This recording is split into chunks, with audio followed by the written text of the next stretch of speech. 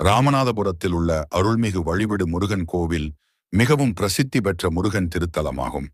திருமணத் தடை, தொழில் தடை, வாழ்க்கை முன்னேற்றத் தடைகள் நீங்கும் தலமாக பக்தர்கள் நம்புகின்றனர். கோவில் தோற்றம்.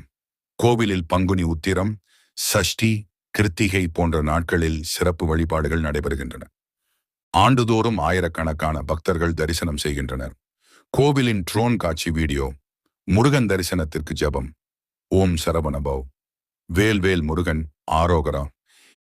இந்த மந்திரங்களை 108 முறை ஜபித்து வழிவிடு முருகனை வழிபட்டால் வாழ்க்கை தடைகள் நீங்கி நல்வழி பிறக்கும் என்பது பக்தர்களின் நம்பிக்கையாகும்.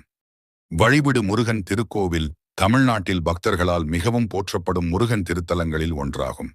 வழிவிடு முருகன் என்ற பெயருக்கே தனிச்சிறப்பு உண்டு.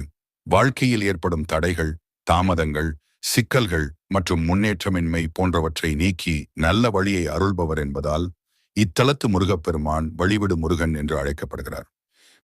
தல வரலாறு. பண்டைய காலத்தில் இந்த பகுதியில் வாழ்ந்த பக்தர்கள் பல்வேறு துன்பங்களால் அவதிப்பட்டதாக கூறப்படுகிறது.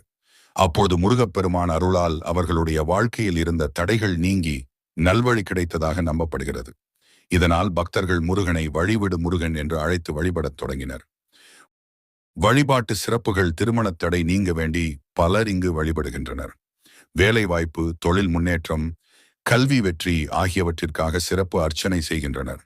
நீதிமன்ற வழக்குகள், சொத்து பிரச்சனைகள் போன்ற தடைகள் நீங்க பிரார்த்தனை செய்கின்றனர்.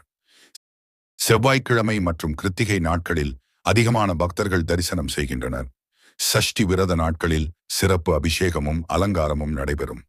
பக்தர்கள் நம்பிக்கை. வழியில்லாதவர்களுக்கு வழிகாட்டும் முருகன் என்ற நம்பிக்கையுடன் பக்தர்கள் இத்தலத்தை நாடுகின்றனர். மனமுருகி முருகனின் திருநாமத்தை ஜபித்து வழிபட்டால் வாழ்க்கையில் உள்ள தடைகள் விலகி வெற்றி கிடைக்கும் என்று பக்தர்கள் நம்புகின்றனர். ஓம் சரவணபவ் என்று தினமும் 108 முறை ஜபித்து வழிவிடு முருகனை வணங்கினால் தடைகள் விலகி நல்வழி பிறக்கும் என்பது பக்தர்களின் அனுபவ நம்பிக்கையாகும்.